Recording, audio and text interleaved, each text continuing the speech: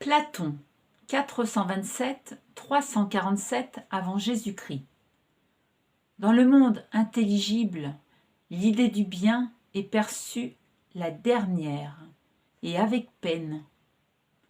Mais on ne la peut percevoir sans conclure qu'elle est la cause de tout ce qu'il y a de droit et de beau en toute chose. Qu'elle a, dans le monde visible, engendré la lumière et le souverain de la lumière.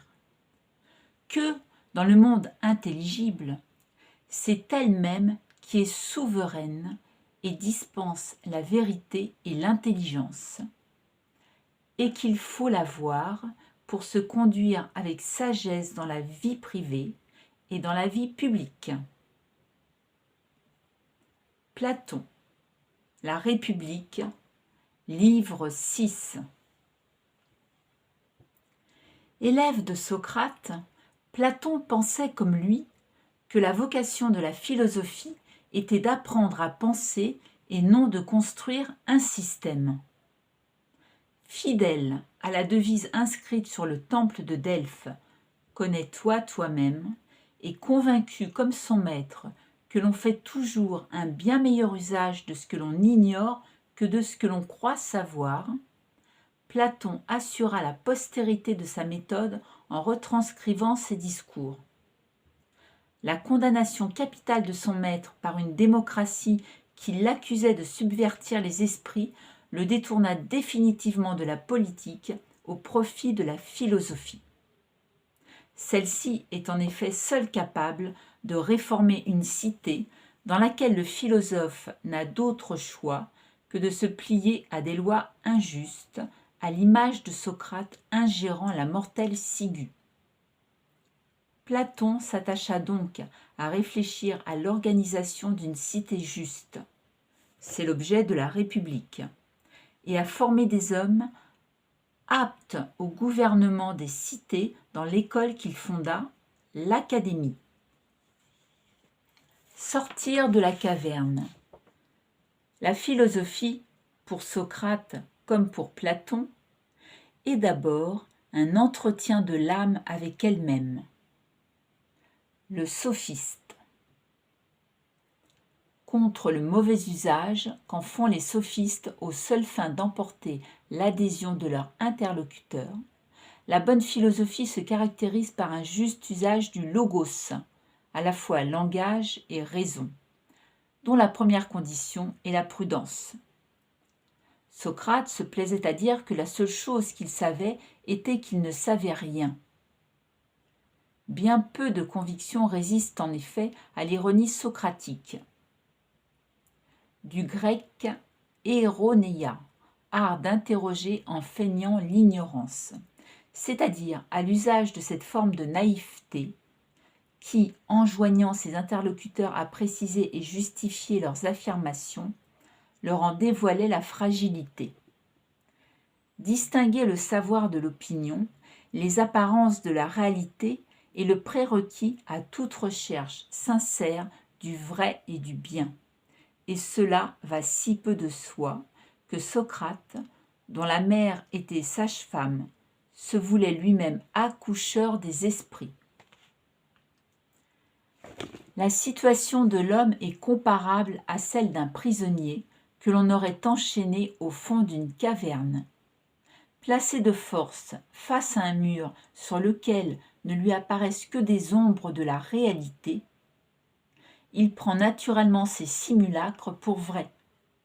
Et après un long séjour dans la pénombre, il est pénible de revenir à la lumière.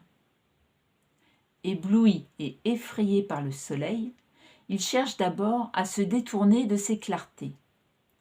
L'allégorie de la caverne décrit ainsi le chemin difficile et exigeant qui est pour Socrate celui de la connaissance, c'est-à-dire d'une dialectique menant du sensible à l'intelligible, des ombres à ce qui les produit. Le ciel des idées.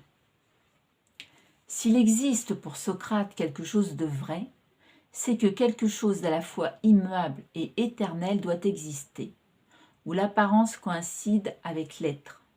Or, il n'y a rien dans le monde sensible qui ne changent ou ne périssent. La conviction de Socrate est qu'il existe un monde intelligible, un ciel des idées dans lequel le sensible existe sous une forme pure et inaltérable. Chaque chose sensible est une forme dégradée de l'idée, dont elle participe dans la mesure où elle en a la forme. C'est ainsi, parce qu'elle participe de l'idée de beauté, qu'une chose est belle, de même qu'une chaise participe de l'idée de chaise, l'homme de l'idée d'homme, etc. La chute sensible désigne le moment où, tombée du ciel des idées, l'âme, que Platon pense immortelle, s'incarne dans un corps qui devient son tombeau. Socrate compare l'âme à un attelage ailé composé d'un bon et d'un mauvais cheval, et que son conducteur a par conséquent bien de la peine à diriger. L'une de ces montures est d'essence divine, quand l'autre la rive à son enveloppe sensible et la détourne du vrai. L'âme tient ce qu'elle a de divin de ce qui a précédé sa chute. Elle a contemplé les idées qu'elle peut retrouver par le procédé de la réminiscence. Socrate accouche ainsi Ménon, un jeune esclave ignorant tout de la géométrie, du procédé permettant de doubler la surface d'un carré. Dans le ciel des idées, il en est une qui joue un rôle particulier. L'idée du bien, en effet, est celle qui rend possible l'intelligence des essences. Elle est donc le terme de la dialectique, puisque celui qui possède l'idée du bien les possédera toutes. Si l'âme peut se souvenir des idées par réminiscence, encore faut-il qu'elle en ait le désir. L'amour est pour Socrate ce qui rend à l'âme les ailes qu'elle a perdues au moment de sa chute sensible. En lui faisant désirer la beauté de l'amant, il lui fait désirer le beau en soi. Et l'idée de beauté menant à celle du bien, il est le plus puissant moteur de la dialectique ascendante. Chez Platon, l'amour est ainsi la condition de la philosophie et de la recherche du vrai. Il rend possible la réminiscence. La cité idéale. Afin d'être gouvernée par l'idée de bien, la cité ne peut être gouvernée que par celui que son amour pour la vérité détourne de celui du pouvoir. Le philosophe doit se faire roi, ou le roi philosophe, afin de mettre en œuvre dans la cité la même forme de justice qui gouverne dans l'âme. Fondée sur une aristocratie du mérite, la cité idéale reposerait sur une division du travail en fonction des aptitudes. Hommes ou femmes, les politiques seraient ainsi choisis puis longuement formés à la philosophie, aux sciences et à la gymnastique avant de gouverner. La sécurité de l'État serait assurée par les gardiens, entre lesquels il faudrait instaurer, pour qu'ils ne soient perturbés de leurs fonctions en aucune manière, le communisme des biens et la communauté des femmes et des enfants. Les artisans et paysans veilleraient enfin à assurer une production suffisante à la survie de tous. Gouvernée par des politiques philosophes ayant le bien pour seule préoccupation, la cité idéale fonctionnerait ainsi sur un modèle dont les classes, gardiens, guerriers et artisans, reproduiraient la tripartition de l'âme entre raison, énergie et appétit. À retenir les principales œuvres de Platon. Œuvres de jeunesse. Apologie de Socrate, Protagoras, Gorgias. Œuvre de la maturité. Phédon, le banquet, Phèdre, la République. Dernières œuvres, Parménide, Théétète, le sophiste, le politique, Timée, Philèbe, les lois.